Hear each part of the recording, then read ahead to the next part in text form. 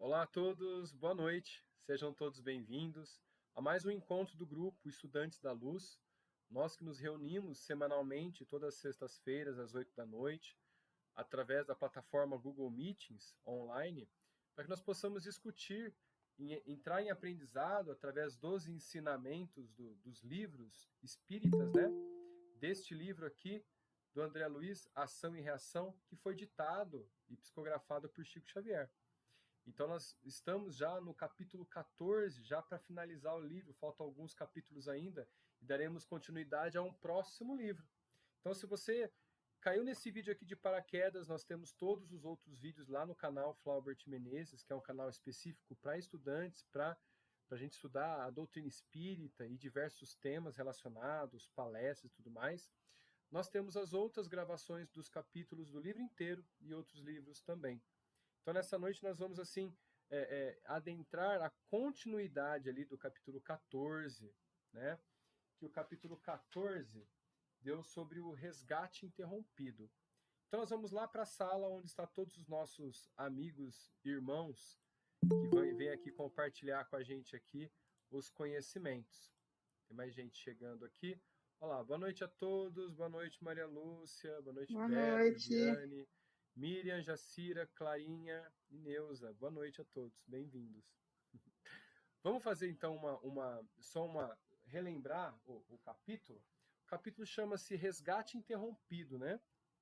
Aí André Luiz e Hilário, eles estão junto com o Silas numa casa, né? De uma capital muito grande, que eu acredito que seja ou Rio de Janeiro ou São Paulo, né? Que estão estudando o comportamento de uma família, né? E eles estão acompanhando o Ildeu. Ildeu é um pai de família, um chefe de família, né? Casado com Marcela e tem 3 filhos. Roberto, mais velho de 9 anos, né? Sônia e Márcia são as mais novinhas ali, né? E tem toda uma trama por trás, porque Ildeu tem uma amante, que é Mara, né? Que a todo momento ali ele coloca na tela mental. Então eles estão acompanhando o dia a dia e ele tramou, através da postura, do comportamento, da moral da mulher, que não consegue um motivo para se separar, e teve uma ideia mirabolante de assassinar ela, né? E fazer todo um cenário modificado para que parecesse suicídio, tá? E naquele instante, onde a esposa dormia, né? E o Deu foi até o quarto dos filhos para fechar a porta e eles não presenciarem o crime, né? E nesse momento, Silas estava presente junto com Hilário e André Luiz e chamou uma das filhas em espírito, demonstrando todo o plano arquitetado pelo pai para assassinar a mãe. E a criança acordou aos gritos e pedindo para o pai não assassinar, não matar, né? E nesse instante a esposa acordou, tá? A esposa acordou, presenciou ele com a arma na mão, ele sem reação. A, a Marcela pegou a arma, descarregou a arma e diz para ele: já que você está pensando em se suicidar, ela estava imaginando que ele ia se suicidar, não que ele ia assassinar ela, né? Na ingenuidade dela. Então ela falou: já que você está pensando em se suicidar, então a gente se separa e você vai viver com quem você acha que vai ser feliz. E aí, e o deu ali, né? Não teve outra alternativa. Ou ele provocava o suicídio nele mesmo, ou ele se separava de vez, né? Nesse instante, a Marcela foi pro quarto, levou os filhos para a cama e foi pro quarto e começou a chorar. E aí se deu no sono, onde Silas começa a conversar com ela. E é nesse instante que nós paramos na nossa reunião passada, né, no capítulo 14, parte 1, que está lá no nosso canal, na pasta específica do estudo, ação e reação. E a gente vai compartilhar agora esta passagem, né, onde o Silas conversa com a Marcela. Tá bom? Todos chegaram aqui, todo mundo está aqui presente já. Deixa eu ver aqui. Pronto, chegou. Olha só. Então ele continua, né? Então ela sai do corpo e já se ajoelha já se ajoelha ao chão achando que eles são emissários de Deus, né? São anjos, né? E aí o Silas, né, pega nas mãos dela, levanta, né, e começa a falar. Marcela, somos apenas teus irmãos. Reanima-te. Não te encontras sozinhas. Deus, nosso Pai, jamais nos abandona. Concede, sim, liberdade ao teu esposo, embora saibamos que dever é uma bênção, bênção divina, da qual pagaremos caro a deserção. Que o Deus rompa os laços respeitáveis dos seus compromissos, se é que julga seja essa a única maneira de adquirir a experiência que deva conquistar. Haja, porém, o que houver, ajuda-o com tolerância e compreensão.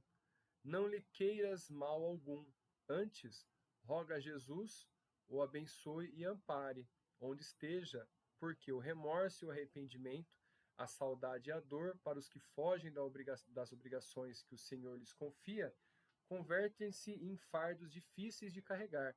Acho que nós paramos um pouco mais adiante, não foi? Acho que sim, né? Deixa eu dar uma olhadinha aqui, ó. Deixa eu ver aqui. Cadê? Deixa eu mentalizar aqui, ver se eu fiz uma outra marcação. Não, eu acho que fiz aqui, ó, essa marcação aqui, ó. É essa aqui mesmo, onde nós paramos. Então ele vem conversando com a Marcela, né? E ele pede para a Marcela, né, ter força, ter fé, para que o trabalho nunca falte para ela, para quem sempre trabalha honrosamente, respeitosa, né, de caráter firme e tudo mais, tá? E aí, depois dessa conversa, né, a gente tem aqui, ó, só vou terminar a última frase aqui desse parágrafo gigante, onde eles conversam, né? E ainda assim, não se libertam da dívida em que se acham incursos, cabendo-lhes voltar ao pagamento respectivo, tão logo seja oportuno. Por quê? Aqui o Silas orientou, né, devido à indagação do Hilário, né? E aí, como vai ficar agora o pagamento das contas, né? Se tem essa prova familiar e tudo mais, né? Então, o Silas, ele orienta que de todas as formas, né, necessárias ali, há toda uma complexidade para juntar esse âmbito, vamos colocar assim, esse âmbito familiar, né, para que possa haver um reajuste. Por quê? Porque em outra vida, no caso aqui, Marcela, ela foi. Como que foi mesmo a história? Acho que o Ideu era antes casado com Marcela, aí ele se separou e com isso ele acabou namorando, se casando com uma mulher e começou também a provocar a irmã dela, né? E aí depois de um tempo, quando ele começou a ficar doente, já estava cansado, ele quis voltar para a primeira esposa, que se encontrou, que estava já, vamos falar assim, aliançada com um homem. E não aguentando ver a ex-mulher, né, no caso ali, que ele deixou por um tempo ali com outro homem, ele acabou assassinando esse homem, né? E aí o âmbito familiar de hoje, que a gente está entendendo agora, tá? Roberto, que era o filho mais velho, é o homem no qual ficou com a esposa que ele abandonou. E as duas filhinhas, né? Deixa eu ver o nome das filhinhas aqui, só para eu não me enganar, tá? Márcia e Sônia são as mulheres no qual ele se atraiu na outra vida. Então, na verdade, a Marcela foi uma mulher abandonada e que depois ele tentou voltar não simplesmente porque ele gostava, porque ele queria fazer dela uma escrava do lar para poder cuidar dele. Então, como ele acabou assassinando o homem com que ela estava naquele momento, Roberto voltou como filho dele. E a trama mostra aqui, né, que o Deu não gostava desse filho mais velho. por esse aspecto de ter marcado na sua reminiscência, né, esse ódio pelo antigo rival, vamos colocar assim, né, antigo rival. Então eles aceitaram voltar juntos para poder ressarcir esse débito do passado. E aí continua, né? E porque nossas muitas interrogações pairavam no ar, o generoso orientador prosseguiu. No caso de Ideu e Marcela, já meticulosamente estudado em nossa mansão, a mansão Paz, onde ocorria todo o acompanhamento de vários casos, esse é um deles, né? Temos duas almas em processo de reajuste. Duas almas. Há vários séculos. Para não nos perdermos em compridas pericrições, convém lembrar tão somente algumas notas da existência última, em que ambos, como marido e mulher, aqui mesmo no Brasil, se entregaram a difíceis experiências. Olha lá, então vai comentar aquilo que eu já dei um spoiler já adiantando, né? Ele, depois de casado, continuou irrequieto, entre as irresponsabilidades e aventura, nas quais seduziu duas moças, filhas do mesmo lar. Primeiramente, enganou uma delas, abandonando a esposa que a lei lhe havia confiado, que era, nesse caso, na encarnação presente, né? Era Marcela, tá? Passando, porém, ao convívio da segunda companheira, que patrocinava o desenvolvimento da irmãzinha menor, que os pais, à beira do túmulo, lhe haviam entregue, e o Deu não vacilou em aguardar-lhe a floração juvenil, olha só, absurdo, floração juvenil, para submetê-la igualmente aos seus caprichos inconfessáveis. A gente já começa a imaginar o fato, né? Entretanto, em franca decadência moral, precipitou-as no meretrício em cujas correntes de sombra as pobres criaturas se viram quais andorinhas aprisionadas na lama. Abandonada a esposa, que era tão a mesma companheira de agora, tá?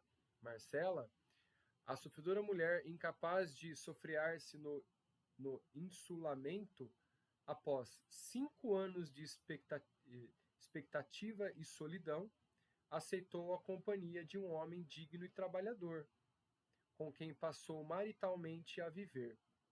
Os dias correram sobre os dias, e quando Ildeu, ainda relativamente moço, mas não integralmente vencido pela intemperança e pelo deboche, regressou doente à cidade em que havia consorciado, buscando o aconchego da esposa, cuja fidelidade carinhosa ele mesmo destruíra, não mais na ânsia de ajudá-la ou de amá-la, e sim no propósito de escravizá-la por enfermeira de seu corpo abatido. Eis que a reencontra feliz junto de outro. Olha lá. Movido de incompreensível ciúme, de vez que renegara o lar sem motivo justo, não suporta ver a alegria da companheira, matando-lhe o eleito do coração, ou seja, matando o homem. Dentro em breve, todo o grupo de Ildeu infelicitou se reúne, inclusive ele próprio, na esfera espiritual, onde a justiça da lei sopesa aos méritos e deméritos de cada um.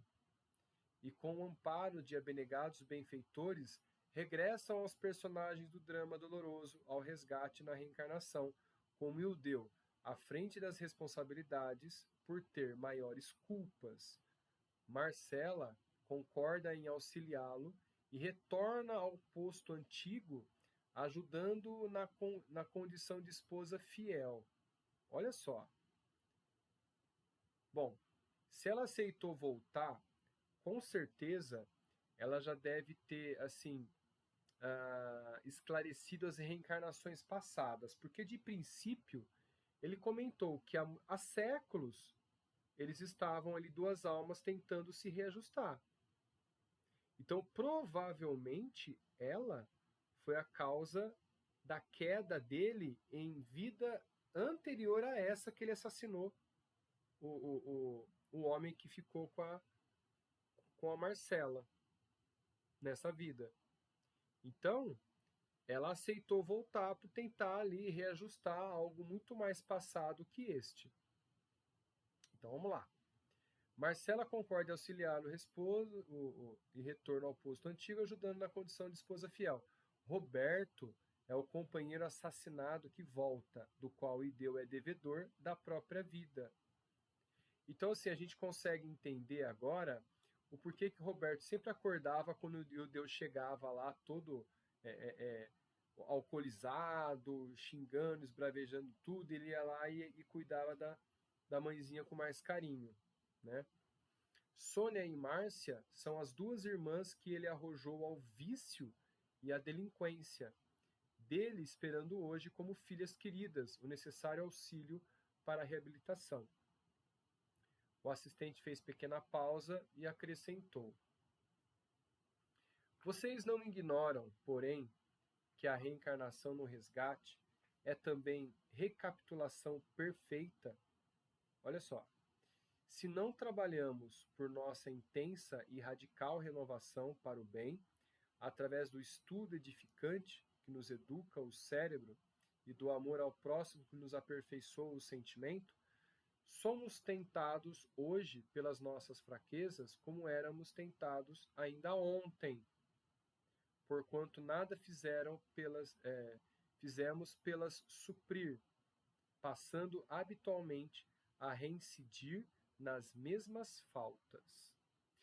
Então, quando a gente retoma os estudos passados, vamos retomar lá Evolução em Dois Mundos, principalmente, né?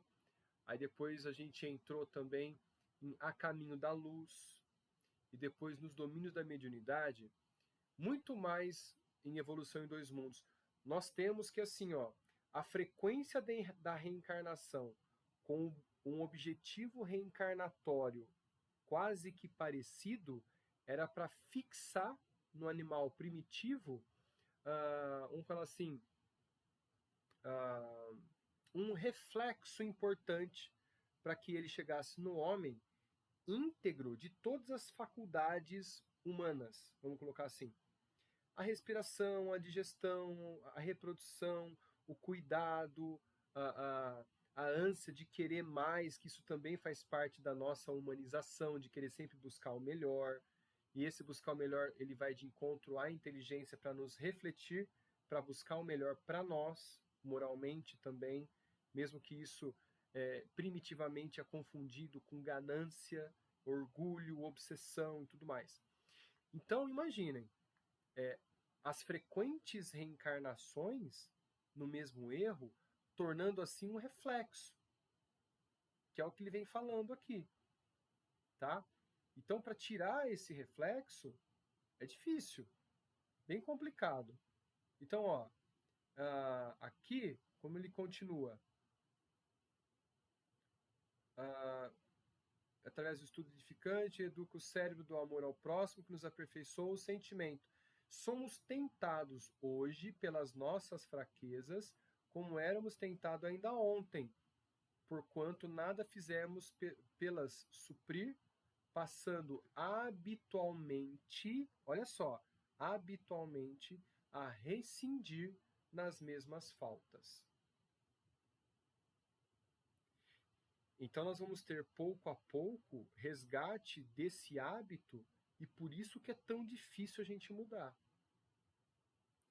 E é por isso que é tão importante assistir às palestras espíritas nos tratamentos espirituais, para a gente poder entender o porquê mudar e fazer mudar por nós mesmos. Olha que interessante. Alguém quer comentar alguma coisa, pessoal? Fiquem à vontade aí. Clauber, Oi. só assim, na linha desse raciocínio seu, né? Então, no começo, quando ainda estamos na vida animal, ou mesmo ali nas primeiras encarnações como ser hominal, né? Então, por exemplo, nós estamos reencarnando várias vezes para adquirir, por exemplo, um atributo como qualquer tipo de atributo, por exemplo, que vai permitir a perpetuação da espécie, né? Por exemplo, a gente adquire medo, a gente adquire até os nossos sentimentos primitivos, acho que ele ensina no livro, né? A gente adquire nessa fase, né? Sim. Só que agora, nesse ponto aqui, é o contrário, né? Então, nós estamos no processo de eliminar, né, essas imperfeições. Então, por exemplo, as diversas reencarnações, elas têm, nesse momento, o sentido de nos trazer atributos espirituais agora, né? O amor, principalmente, né? Então, é um processo que a gente precisou lá atrás passar por ele, né? Adquirir certas imperfeições, inclusive. Eu não sei, é até complicado como fala isso, né? Mas, no fundo, é isso. E agora nós estamos nos limpando através das diversas encarnações. Aí, quantas forem necessárias, a gente vai ter até a gente aprender a amar, né? Sim. Acredito que assim, ó, para completar, viu, Beto? Tá perfeito. A gente, eu concordo muito com você e acredito que na primitividade, até mesmo no o início da fase hominal, a gente tem mais apurando esses reflexos, porque a partir dali começa a dádiva da inteligência. Então começa a causa e efeito, né? Causa e consequência, ação e reação.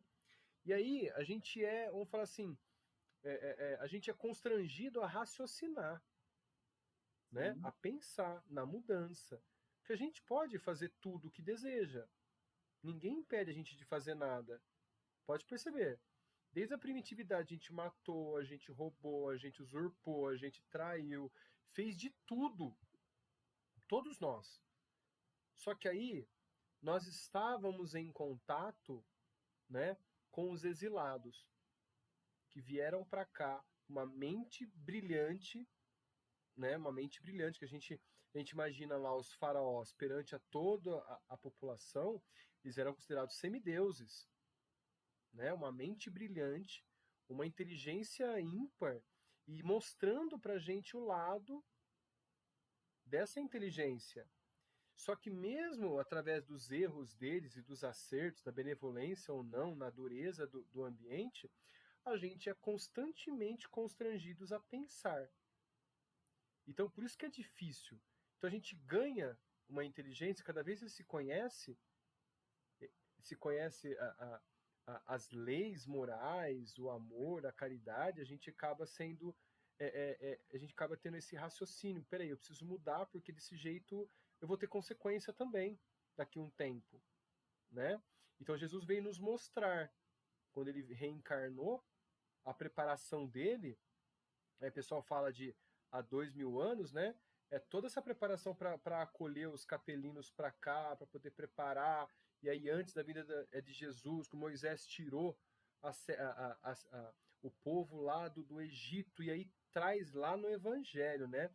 São 12 tribos, são 12 príncipes das tribos que vão espiar no deserto, os 12 apóstolos que estavam em preparação na reencarnação anterior para que pudessem voltar com Jesus e aí acabar acompanhando Jesus e apoiar, disseminando toda a boa nova junto com ele e tudo mais.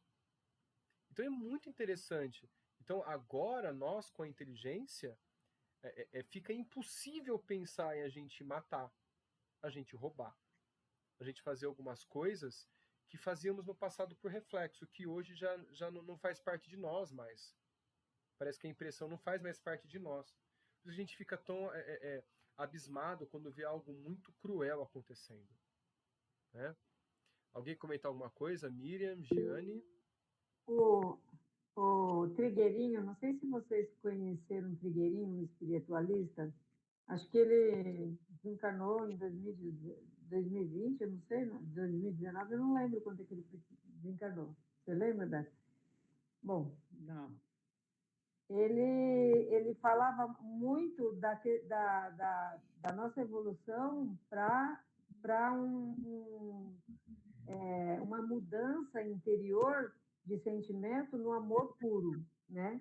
E enquanto a gente não tiver esse amor puro dentro de nós, a gente não vai alcançar essa evolução, né?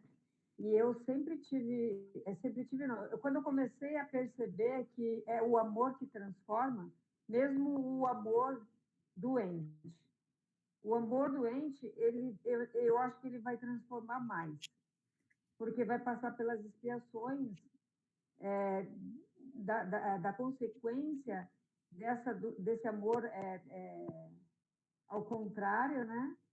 E aí vai ser esse sentimento que vai fazer com que faz com que a gente vá evoluindo. Não sei se está estranho para vocês, mas para mim faz toda a diferença. Quando você experimenta um amor assim, dessa forma, não tem outro jeito de você fugir, não tem como você fugir. Até a questão do feminicídio faz parte desse meu raciocínio, tá? Porque o que faz a pessoa matar a outra é o amor.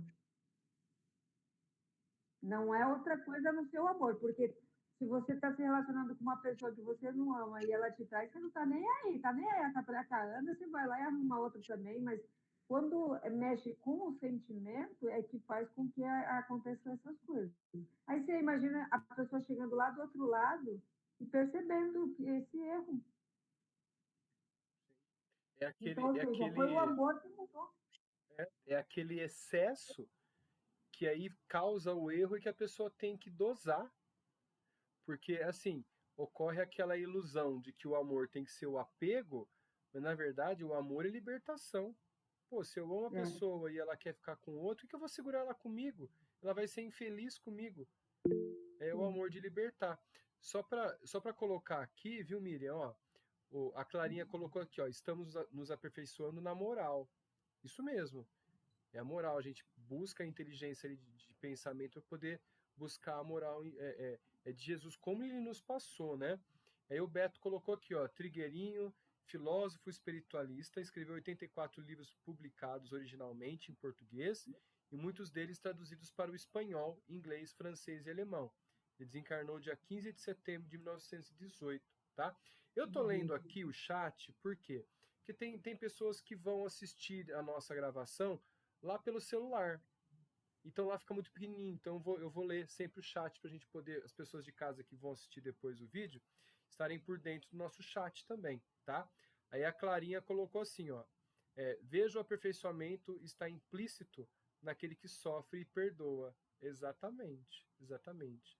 Mais evoluído é aquele que vai sofrer e que vai perdoar, né? Porque assim, ó, aquele que sofre, como diz Jesus, são os bem-aventurados.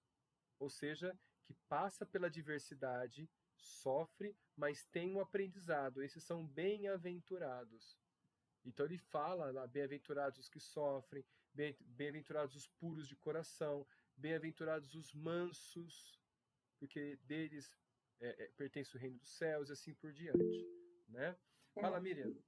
E a gente não quer passar pela expiação, né? Quando eu percebi isso, eu falei, nossa, então que venha o que tiver que vir, entendeu? Porque eu tenho esse propósito de ir crescendo moralmente, mas para crescer moralmente, a gente precisa passar por umas experiências assim ruins para a gente entender o que é, porque às vezes a gente acha que está evoluindo moralmente, mas se você for buscar um autoconhecimento, você fala assim, nossa, meu Deus do céu, eu ainda estou patinando ainda, na questão da moral mesmo, sabe?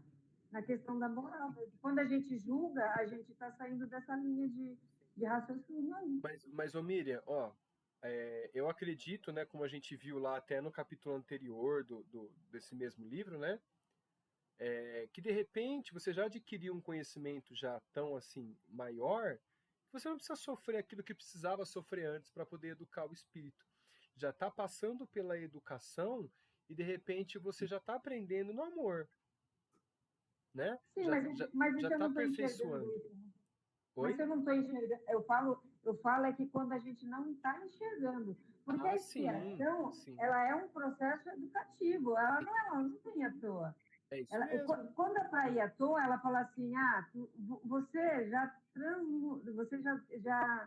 transmutou, acho que, não sei se é essa palavra que fala, aquilo que você teria que você já reajustou aquilo que você teria que reajustar, então você não precisa passar pela expiação. para mim, a expiação, ela é um processo educativo, ela não é um processo boa. Com certeza, com certeza. Beto? Flaubert, só para contribuir, né? É isso que a Miriam falou, inclusive, essa questão que a gente às vezes até mata por amor, né? É um processo evolutivo. O amor, como nós entendemos, ele também é um processo evolutivo, né? Se a gente pegasse há 1.000, 2.000, 3.000 anos atrás, né? Esse amor, ele era entendido de outra forma. Tanto que você vê lá, por exemplo, a questão dos duelos, né? Então, a esposa ela é casada com alguém, chega o outro isso em algumas sociedades, é claro, né? O mais jovem mata o mais velho, pega as posses, pega a esposa aceita, né? É muito parecido com o que ocorre, por exemplo, com os leões, né? Então, ou seja, como a gente estava mais perto. Hoje, uma coisa dessa é inconcebível, né? Já na nossa sociedade. No entanto, a gente ainda tem esse amor que não é um amor coletivo, não é um amor pela humanidade, é um amor ali pela família. Tem muita gente que tem um amor absurdo pelos animais de estimação, às vezes nem se preocupa, lá tá comendo carne, matando um monte de outro, não se preocupa, por quê? Porque o amor dele é por aquele, não é pelos animais exatamente, mas é por aquele animal que é o dele, né? E não tem nada de errado nisso, porque nós estamos transformando esse amor. Tá aprendendo, né? Um amor que é o amor por toda a humanidade, que é o amor dos espíritos superiores, né? Eu assisti um filme que é Teoria de Tudo. Eu acho que vocês já devem ter assistido Teoria de Tudo, que é uma demonstração de como que é o amor ali. Que eu ficava julgando, mas depois eu falei assim, nossa, meu julgamento não faz sentido. Por quê? Porque ele libertou ela, porque ela ficou tanto tempo tomando conta dele, ela acabou se apaixonando, tendo como que fala, um relacionamento meio que espiritual com o outro, e aí ele percebeu e ele liberou ela, aquele amor que eles, os dois tinham um pelo outro, os dois tinham, e que libertou, aquilo ali para mim, eu falei assim, nossa, é isso que é o amor. Isso que a Miriam está comentando é o filme da vida do Stephen Hawking, que foi um dos maiores cientistas desse século. E que, assim, maravilhoso. O filme é maravilhoso. E o cara, assim, ele desencarnou, ou seja, voltou pro planeta de origem, porque ele não é desse planeta. Esse cara não é desse planeta. Porque, assim, ele demonstrou que somente você consegue viver sem o corpo e somente com a mente, com o cérebro. Ele teve distrofia muscular progressiva. E não tem na história alguém que sobreviveu à gravidade da distrofia que ele teve. Ele já começou desde os 20 e poucos anos ter a distrofia, e ele faleceu perto dos 80 anos, ou passando dos 80 anos, se eu não me engano. E assim, ele só o cérebro funcionava. E ninguém me tira da cabeça que o que sustentou ele também foi a alegria, porque, meu, se aquele homem era alegre que nem igual o filme demonstrou ali, que representou a vida dele, se ele era alegre daquele jeito, eu falei assim, foi aquilo ali que fez ele viver tanto tempo, pode ter certeza. É brilhante, né? Brilhante. E assim, e esse tanto tempo mostra de outro planeta que ele veio, né? Porque tem tanta energia para acumular nesse corpo, que mesmo num corpo distrófico, né? Ele acabou sobrevivendo por muito tempo, né? Giane? Você está com o microfone... Isso. Não, liguei. Não sei se vocês já viram, é um poema que tem de Chico Xavier, porque tudo é amor, né? E que no fim, que ele diz que a vida é o amor existencial, a razão é o amor que pondera. E por aí ele vai. Aí no finalzinho, que Miriam estava falando do amor, do ódio, que a gente julga ser o antídoto do amor, e que, na verdade, é só o amor que adoeceu gravemente. Então, quando a gente reflete para isso, né? Tudo é amor. Só que de uma forma assim que a gente precisa ajustar esse amor. Tudo é amor, inclusive, mas ele precisa de reajuste. Ele precisa ser um amor sem enfermidades, sem distorções. E isso também é muito para a gente trazer a reforma íntima, que a gente acha que uma reforma íntima é muito sofrida, é uma coisa muito sofrida, muito dolorosa, muito... Enfim, e que ela não precisa ser um martírio. uma reforma íntima, ela não precisa ser um martírio na sua vida. É só ler Hermance, né? Quem leu aí Hermance? Reforma Íntima sem Martírio. Uhum. É o livro da Reforma Íntima sem Martírio, da Hermance. Ele fala exatamente, foi esse livro que me fez entender que a reforma íntima não precisa É. Mas tem um palestrante espírita aqui de Pernambuco que ele fez uma palestra belíssima e o tema era esse, reforma íntima sem martírio. Aí eu lembrei dele agora. É Frederico Menezes. A Jane é abençoada. Aí vem uns simpósios lá, vai o Divaldo, vai o Assim que eu Alberto posso. E a gente só babando aqui, né? Aqui, o daqui da Paraíba vai ser em janeiro, assim. Eu ainda não fiz minha inscrição, vou fazer. Mas eu estava no simpósio de Pernambuco, né? Estudo das práticas, estudos e práticas espíritas de Pernambuco. Ó, o Beto colocou assim, ó. É nossa esfera, a luz e as trevas vivem dentro de nós. É isso mesmo, né? A gente só sabe que está em paz quando a gente perde a paz, né? Então a luz está dentro de nós, né? E se a gente bobear, a gente entra em trevas que a gente mesmo provoca. E vamos salientar que não existe escuridão e não existe treva, o que existe é a ausência da luz. Não é isso? Então, se a gente tem a luz dentro da gente, a gente não vai ter a treva. Então, vamos deixar essa luz brilhar, porque essa é uma essência divina que Deus nos deixou lá no nosso íntimo. A gente tem essa luz divina. Então, essa treva ela não existe, ela é só a ausência dessa luz. A gente tem que A ter. gente faz uma nebulosa em volta dela, né? A gente cobre ela um pouco, então a gente cabe a nós aí Esconde, o bota exemplo debaixo da tirar. caldeira. Exatamente, Esconde. exatamente. Ó, e tem Vamos muita botar ela coisa em pra cima. gente, tem muita coisa pra gente discutir aqui, ó. A gente vai chegar, a gente não chegou ainda, hein? Né? Chegou. Ó, eu vou continuar, tá?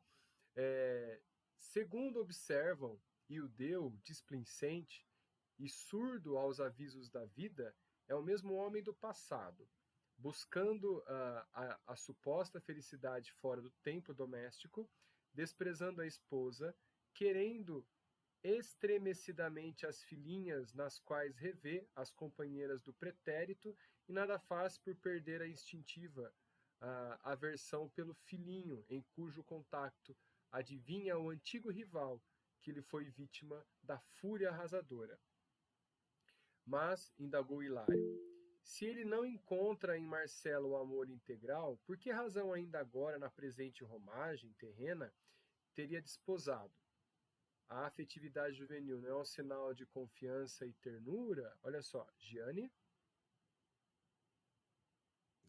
É porque eu achei interessante essa parte aqui, né? Que ele, pelas filhas, porque ele ainda sente amor por elas e carinho.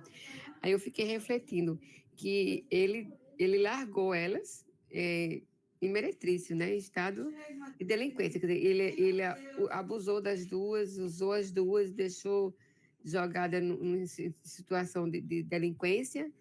E, no entanto, quando regressa para esse ajuste, ele ainda tem afeição por elas. Né? Eu achei isso assim, interessante de se refletir. Vou falar assim, é a sensação. Eu vou descrever a sensação que eu tive, tá? Com a minha filha. É uma sensação indescritível de você ver um ser, parece que te remete a algo muito mais forte que você desconhece. Você desconhece muito. Porque assim, ó, eu vou ser bem sincero, viu? Eu e minha filha, a gente entra num entrave aqui algumas vezes, sabe assim? De picuinha, eu ser muito bravo com ela, exigir que ela cresça, de cuidar, que ela se torne uma mulher bem fraterna, inteligente, né? Então, assim, minha mulher fala assim, ei, esses dois aí eu não sei, viu? Tem uma coisa aí. Então, assim, até em palestras eu falo, olha, eu não sei se eu ou ela fizemos algo para poder estar juntos agora, porque a gente é muito parecido, né? A gente é muito forte a nossa característica de personalidade, mas quando eu olhei para ela de pequenininha nos meus braços, eu falei, não interessa se ela me fez o interessa que hoje eu perdoo e amo eternamente. Sabe assim? É uma coisa assim sublime, sabe? É muito, muito interessante, muito interessante. Beto? Só um comentário rapidinho, Flávio. Apesar de tudo, né? Ele tem essas pessoas com ele, ele novamente não está vendo tanto problema assim em abandoná-las de novo, né? Então, as tendências primitivas dele estão falando mais alto, né? Ele está indo atrás de outras coisas fora e agora está abandonando as três, na verdade, né? Sim, sim. Eu peguei assim, que até porque na outra encarnação ele não sentia amor por elas, né? Ele só queria usá-las. Teve uma paixão, uma coisa que não era amor. Desejo, né? O desejo, uma coisa, era uma coisa carnal, né? E esse sentimento agora vem de afeição que vem, né, da outra encarnação. É meio estranho, porque a gente pensa assim, a gente leva o amor um ódio intenso, né? Mas ele parece que foi um sentimento assim de desejo, de volúpia, de querer usar ambas as irmãs, e depois descartou. Então não tinha afeto, né? Mas mesmo assim trouxe esse afeto. Né? Eu fiquei refletindo sobre isso. Né? Marcou a parte da vida e acho que trouxe essa ligação do objetivo reencarnatório, né? Que fez ele se afeiçoar de novo. De novo, e até que assim, que é louvável, porque aí ele vai conseguir resgatar com elas, né? Mas aí o entrave já com o filho já foi um entrave mais forte, que foi do ódio, da raiva, né? E ficou aquele ressentimento que veio todo forte. Ó, só retomando a pergunta do Hilário, porque o Hilário perguntou, mas por que ele teve que voltar com a esposa, né? Já que Marcela dava o seu amor integral e ele fugiu na vida passada. Por que com ela, né? Já que a afetividade juvenil não é um sinal de confiança e ternura, olha só. Aí o Silas respondeu, sim, é preciso considerar que nos achamos ainda longe de adquirir o verdadeiro amor. Olha lá que a gente estava conversando antes, o verdadeiro amor, puro e sublime. Nosso amor é, por enquanto, uma aspiração de eternidade encravada no egoísmo e na ilusão, na fome de prazer e na egolatria sistemática que fantasiamos como sendo a celeste virtude. Me deu uma vergonha do fundo da alma agora. Vocês sentiram a mesma coisa?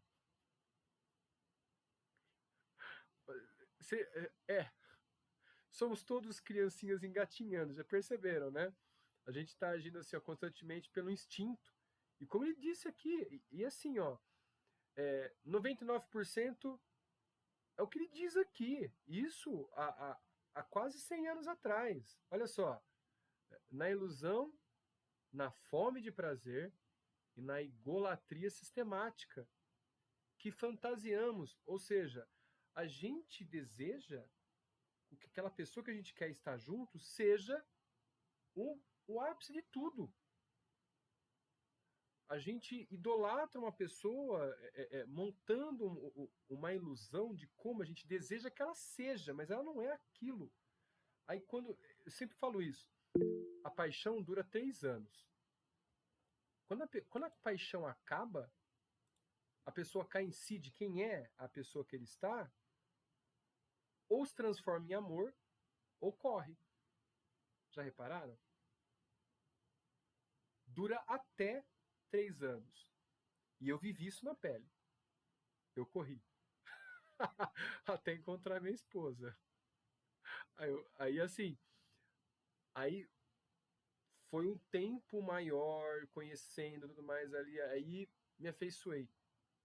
Mas tá descrito que nós somos há mais de 80 anos atrás. Oi, Miriam. O Flávio, hoje eu estava conversando com um amigo meu e eu falei para ele duas versões de amor incondicional. O amor incondicional, quando ele está adoecido, ele é aquele amor que machuca, porque ele existe, ele está ali e você não consegue moldar esse amor porque a gente pode fazer isso, né? A gente pode escolher a pessoa com quem a gente vai vai querer se apaixonar. Eu escolho. Eu quero assim, eu quero assado. E não é um amor incondicional, é um amor condicional. Precisa ser do jeito que eu quero. Mas o amor incondicional, adoecido, ele machuca muito, muito, muito. E eu acredito que é ele que leva para a pessoa a violência. Violência física, ciúmes obsessivo, porque ele é incondicional, você não consegue moldar aquilo. E você ama aquilo do jeito que é. Você não quer moldar do seu jeito, você já ama do jeito que é. E isso é muito incômodo dentro da gente, isso, né? Não é? Vocês entenderam o que eu quis dizer? Agora, quando é um amor incondicional e sadio, aí a gente consegue fazer, tipo assim, como que é o nome do livro que você colocou semana passada, Jane? Renúncias. Em nome desse amor Esse nome estava no incondicional. ar, é que você estava comentando, e eu estava vendo como exemplo Emmanuel no livro Renúncia. Isso mesmo, Sim, é isso. isso mesmo. Bom, aí a gente continua, né? Por isso mesmo. Opa, cadê? Tá. Por isso mesmo, a nossa afetividade terrestre, quando na primavera dos primeiros sonhos da experiência física, pode ser um conjunto de estados mentais. Nossa, aqui ó. Tuf, foi bem assim na cara, né? Estados mentais. Consubstanciando simplesmente os nossos desejos. E nossos desejos se alteram todos os dias. Em razão disso, recordemos o imperativo da recapitulação, da recapitulação. Nessa ou naquela idade física, o homem e a mulher, com a supervisão da lei que nos governa os destinos, encontram as pessoas e as situações de que necessitam para superarem as provas do caminho, provas indispensáveis ao burilamento espiritual, de que não prescindem para a justa ascensão às esferas mais altas. Olha só, como o Beto falou, lembra nas reuniões passadas, a gente aprendeu que uma pessoa teve aquela situação que foi para os dois, né, proveitosa e acabou. Olha só, está bem descrito aqui, né? Assim é que somos atraídos por determinadas almas e por determinadas questões, nem sempre porque os sentimentos em sentido profundo, mas sim porque o passado a elas nos reúne, a fim de que por elas e com elas venhamos adquirir experiências necessárias à assimilação do verdadeiro amor e da verdadeira sabedoria. Bom, eu vou tocar num ponto bem sensível aqui. Todos, exatamente todos, já sentiram sensações perto de pessoas.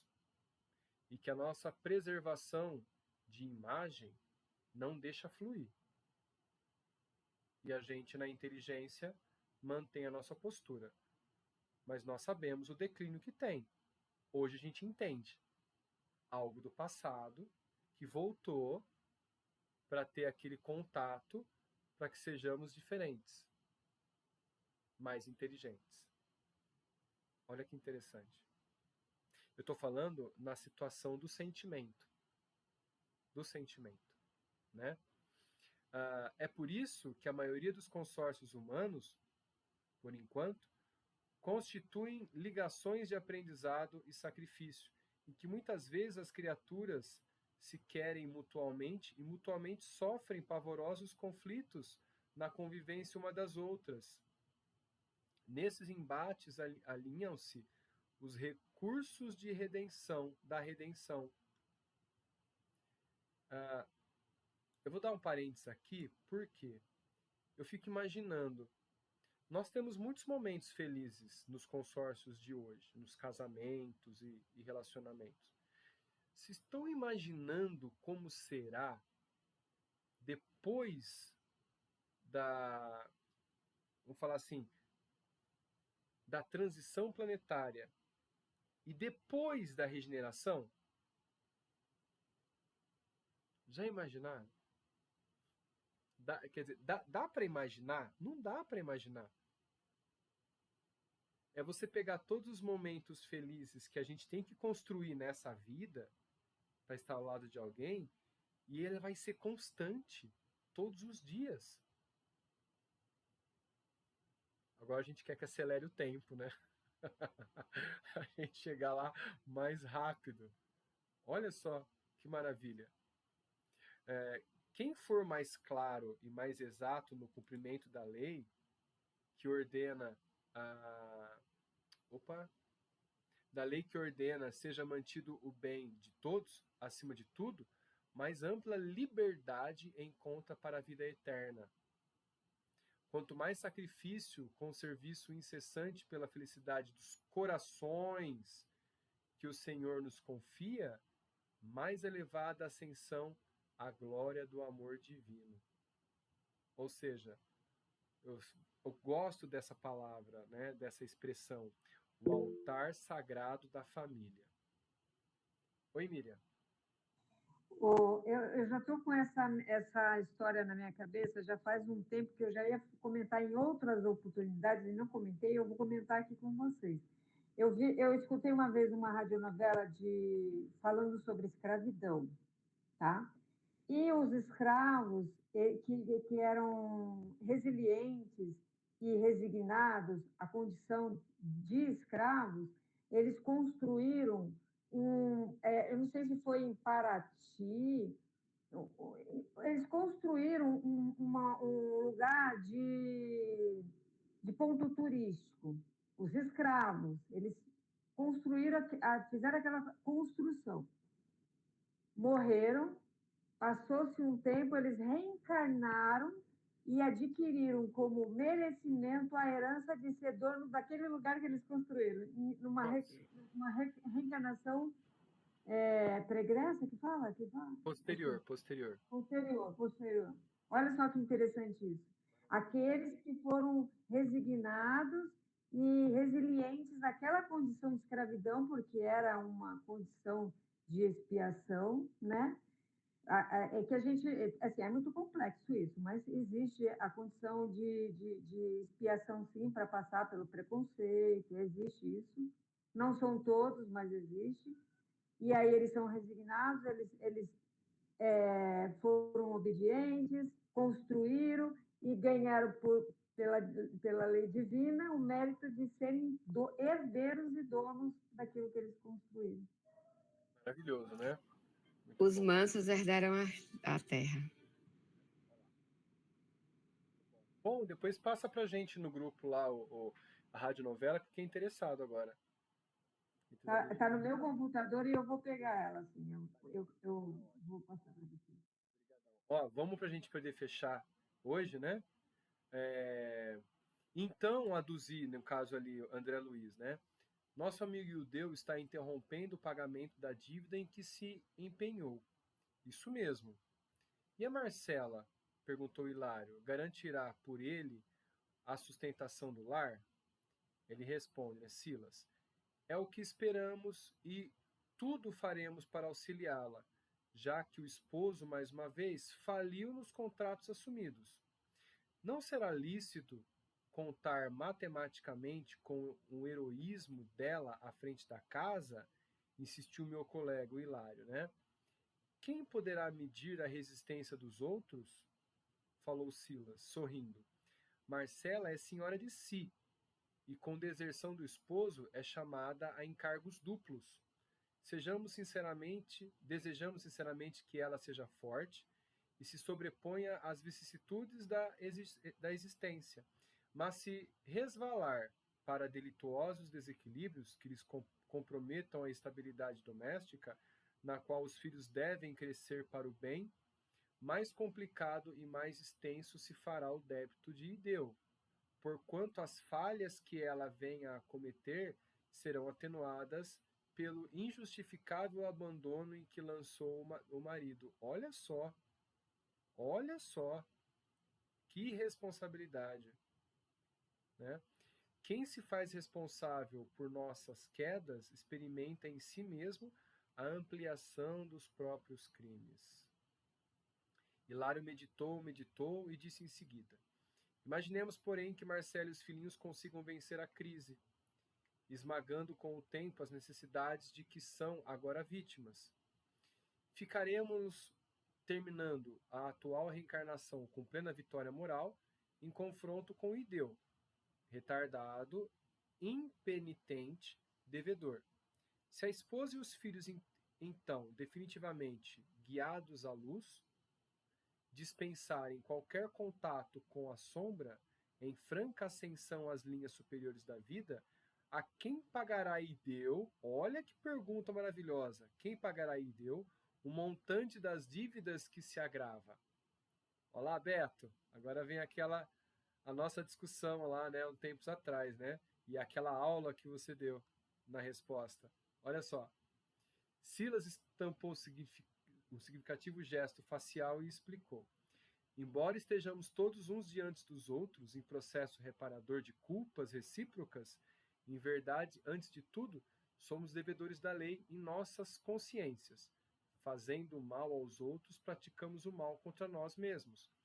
Caso a Marcela e os filhinhos se ergam um dia em plenos céus, e na hipótese de guardar-se nosso amigo mergulhado na terra, vemo-los-á e o deu na própria consciência, sofredores e tristes, quais os tornou atormentado pelas recordações que traçou para si mesmo, e pagará em serviço a outras almas da senda evolutiva o débito que lhe onera o espírito, de vez que, ferindo os outros, na essência, estamos ferindo a obra de Deus, de cujas leis soberanas nos fazemos réus infelizes, reclamando quitação e reajuste.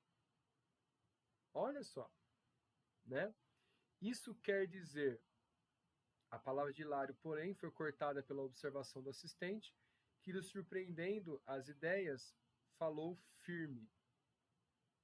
Isso quer dizer que, e o deu mais tarde, desejar reunir-se a Marcela, Roberto, Sônia e Márcia, então redimidos nas esferas superiores, deverá possuir uma consciência tão dignificada e sublime quanto a deles, de modo a não se envergonhar de si mesmo, considerando-se a probabilidade de triunfo para a esposa e os filhinhos nas provas árduas que o porvir lhes reserva.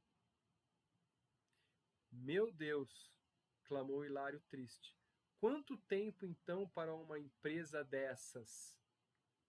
E quanta dificuldade para o reencontro se os entes queridos não se dispuserem a esperar. Olha só, tem essa também, o livre-arbítrio. Não quero esperar, vamos seguir. Meu Deus. Sim, confirmou Silas, quem se retarda por gosto não pode queixar-se de quem avança, a cada um segundo as suas obras. Ensinou o divino orientador, e a ninguém no universo conseguirá fugir à lei. Eu e Hilário, profundamente tocados pela lição, calamo-nos, confundidos para orar e pensar. Fim do capítulo 14. Olha, eu não sei, viu? A cada vez que... Opa, peraí que fugiu aqui. Deixa eu só... Opa... Ué, cadê o Chrome aqui? Deixa eu voltar para cá.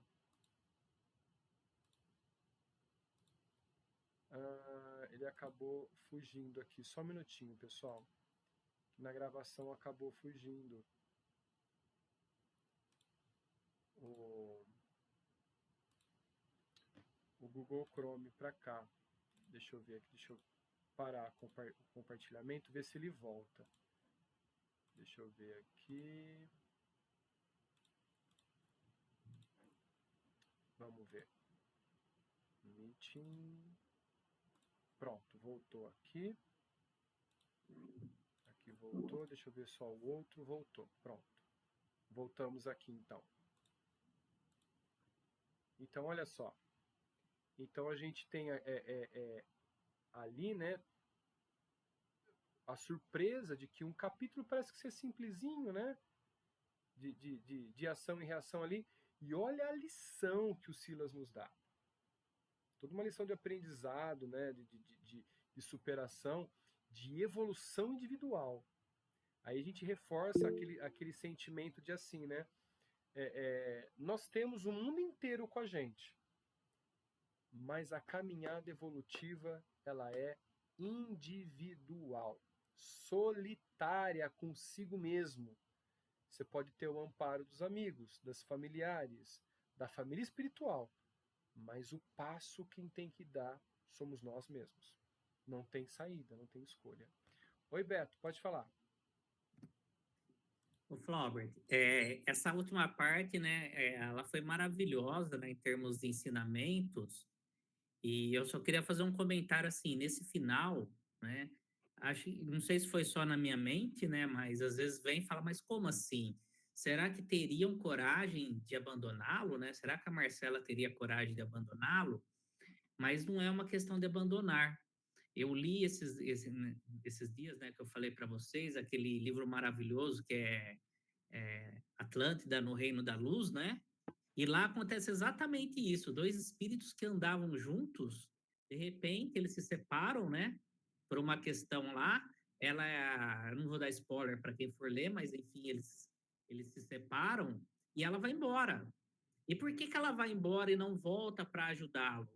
Porque ela, à medida que ela evolui, ela recebe outras missões, por assim dizer. Ela acaba tendo que guiar, direcionar esse amor dela não só para essa pessoa, que é esse amor ainda egoísta que a gente tem, mas ela acabou assumindo outras tarefas no plano espiritual que fez com que ela teve que ir embora. E ele teve que reencontrar outras pessoas aqui, né, no plano dele, para ele evoluir com essas outras pessoas. Mesmo ele lembrando dela, às vezes ela vinha para ele nos sonhos, falar com ele e tal, mas ela teve que ir embora, mesmo depois de trilhar um longo caminho com ele. E não tem nada de errado nisso, não é abandono, na verdade que o espírito chega a um certo ponto de evolução que não tem como ficar na mesma esfera do outro, né?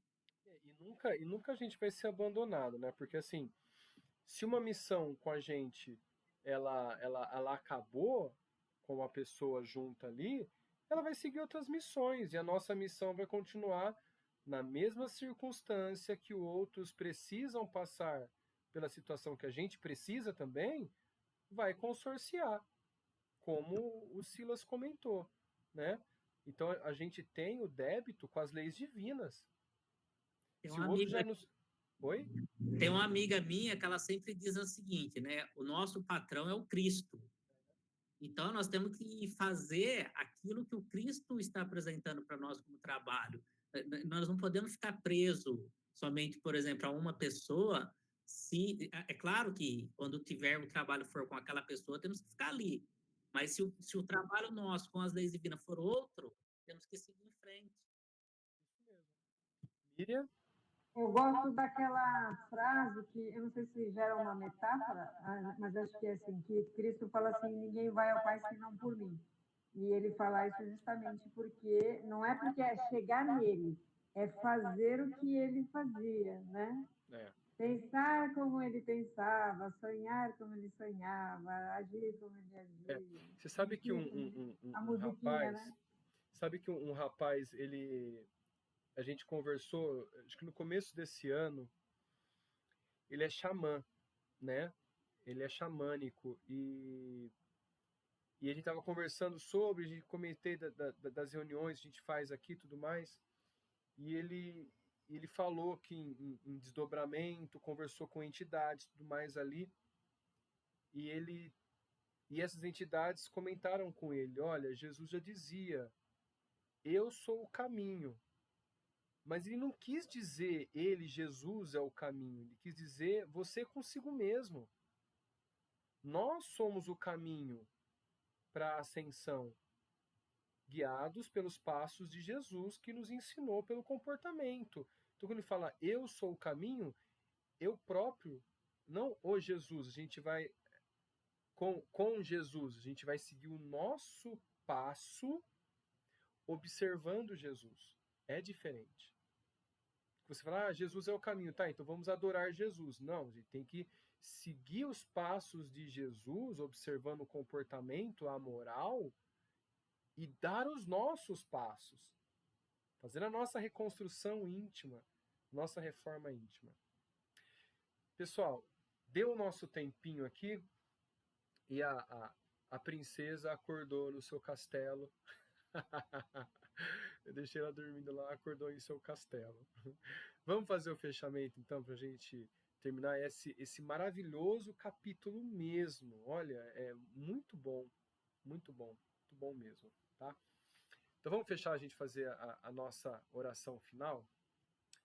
Então vamos acalmando nossos corações, pedindo a Deus nosso Pai, pedindo não, agradecendo a Deus nosso Pai, a oportunidade que através das mãos abençoadas de Jesus, possamos estar aqui, neste planeta maravilhoso, neste corpo maravilhoso, com todas as disposições necessárias para que possamos atender os nossos objetivos reencarnatórios. E que for por sua vontade, possamos estender a nossa missão, ou no tempo necessário, deixamos aqui concluídos nossos objetivos para passarmos para uma nova fase. E se necessário assim possamos voltar para resgatar ou cumprir as nossas faltas de agora, do passado, que voltaremos em confiança e acreditando sempre nas palavras de Jesus e em seus ensinamentos. E que possamos guardar os ensinamentos desse capítulo tão maravilhoso, onde falou muito do altar da família, dos nossos resgates, das nossas necessidades, daquilo que somos hoje. Que possamos ter esperança num futuro melhor, que possamos ter força e energia para olhar para frente, dar o primeiro passo e continuar firmes, fortes, com a fé elevada a Deus nosso Pai. E nunca nos esqueçamos de que tantos outros irmãos também necessitam da nossa mão amiga, do nosso sorriso, do nosso abraço, do nosso amparo, que possamos estar prontos para acolhê-los, de que forma for. Assim seja. Pai nosso, que estais no céu, santificado seja o vosso nome. Venha a nós o vosso reino, seja feita a vossa vontade, assim na terra como no céu. O pão nosso de cada dia nos dai hoje.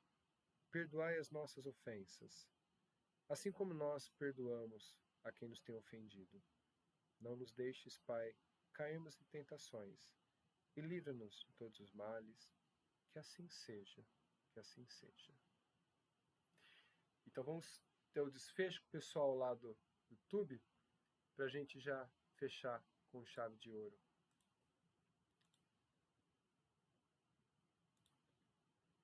E esse foi mais um encontro desse grupo maravilhoso que traz tantas informações para a gente, aprendizado, a experiência de cada um, as ideias, o pensamento. E lembrando, nós estamos sendo guardados e inspirados pela espiritualidade, que nos traz essas informações, que nos realça a mente, nos lembra de coisas que a gente se esquece, ou simplesmente nessa reencarnação não lembra. Então eles inspiram para a gente boas instruções e ensinamentos ímpares. Então, se você gostou, compartilha para quem precisa, curte, segue o canal, ativa aí a notificação do sininho para que na nossa próxima reunião, assim que chegar no YouTube, ela possa ser notificada a você para conferir mais um capítulo desse livro maravilhoso que é Ação e Reação. Então vejo a todos na próxima semana. Até breve, muita paz, muita luz a todos.